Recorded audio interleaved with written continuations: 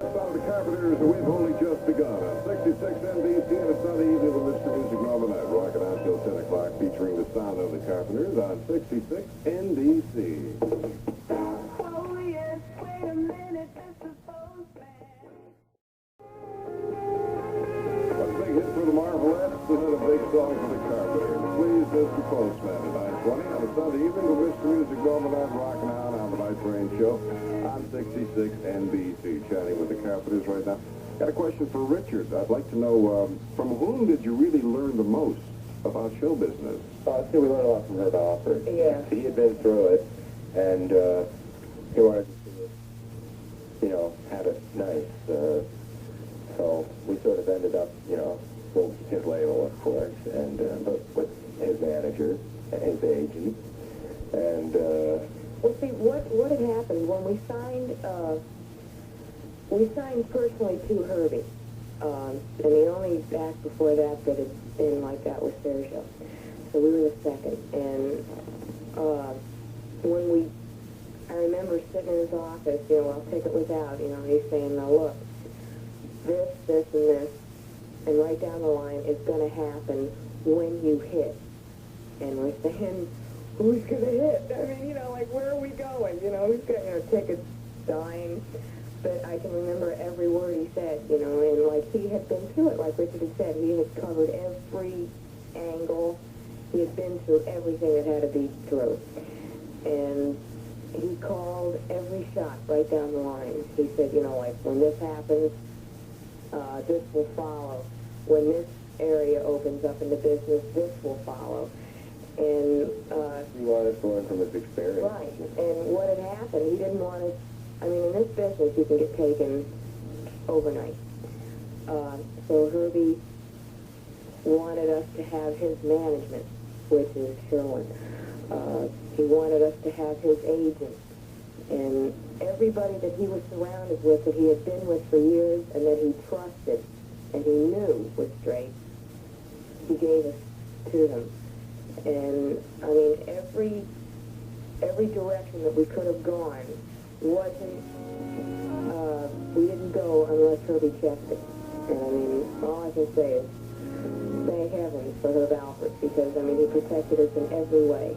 And, there's not an awful lot of people in this world that would do that. He's too much. Look at the two of us, strangers.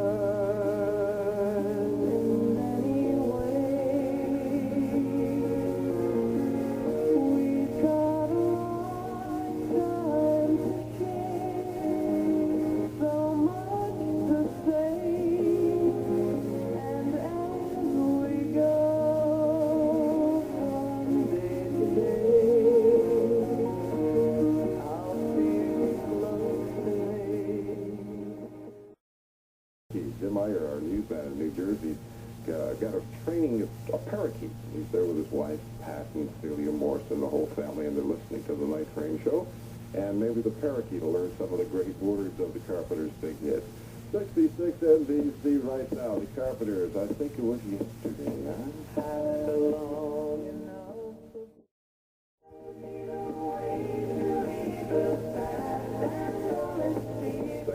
NBC, the sound of the Carpenters on a Sunday evening with Mr. Music Norman Nite, rocking on the Night Train Show till 10 o'clock tonight. The Carpenters, Karen and Richard, a brother and sister act. And now, one thing that's always been a thing that I've questioned is the fact, Karen, is there any real difficulty having to travel with your brother all around the country?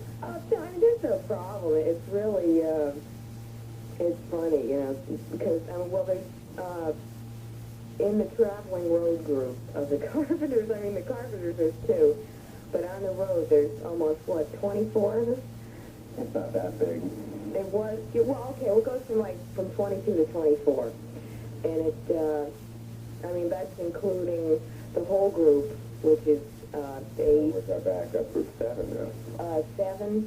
It takes you so much to lose 7 is the performing group, then there's a hairdresser, and a road manager, an equipment manager, a personal manager, and a lighting director, and roads, and all sorts of people. And there's so many many people around all the time that it's just one Engineer, big, Steve, does the sound. it's like a big happy family, you know, and luckily we've got a bunch that get along.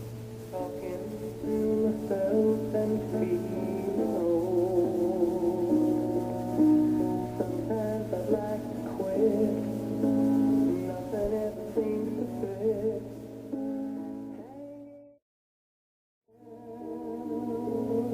66 NBC on the Night Train Show, the sound of the Carpenters, Karen Richard, and rainy days and Mondays. Night Train Show every Sunday from 7 o'clock till 10 o'clock, and we've been doing a kind of a special portion of the Night Train Show, and that is every Sunday from 9 till 10 p.m., featuring various entertainers to come on by and talk about their musical careers. In this case, we're chatting with the Carpenters as they talk about so many of the hits they've had. It's been about 7 years that they've had the duo together, and right now they're going to be chatting some more about another one of the big songs they had, a thing called Superstar. That's really a hard question. There's different records that you like for different reasons. Like for, let's say, a total record for tune and arrangement and the way it came out and the song.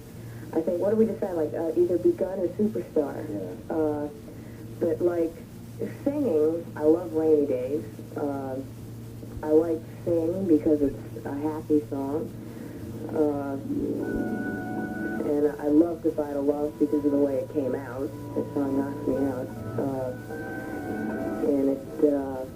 And there's different reasons for different ones. You know, How about yourself, Richard? Probably the Superstar. Things like that. That's the best song I think it was ever written for Karen. I mean, it wasn't written for Karen, but the best song for Karen's voice, I think, of anyone we've ever done.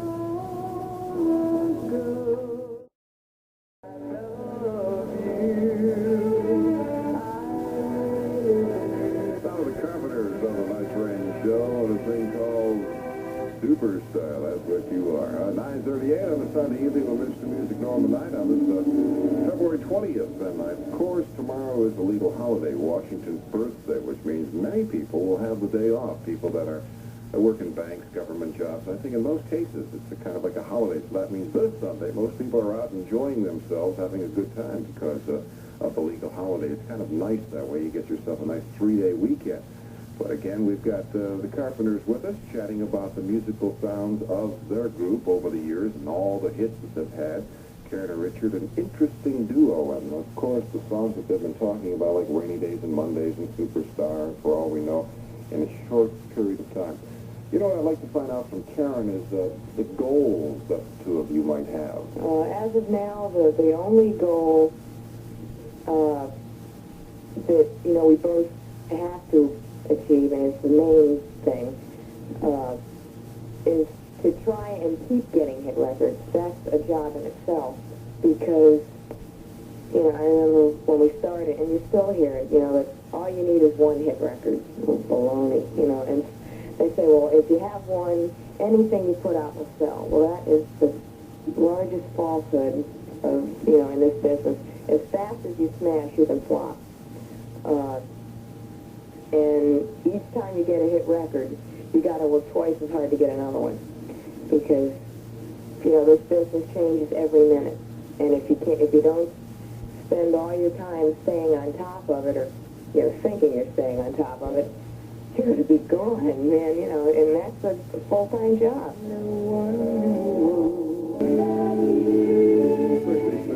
NBC, rocking out on the Night Train Show with the Carpenters. Whole last day without you at 9:46, rocking out till 10 o'clock tonight. Karen, what I'd like to know about the two of you is what professionally would you really consider the greatest satisfaction? Let's say at the moment, a dynamite audience is going to please you. I mean, naturally.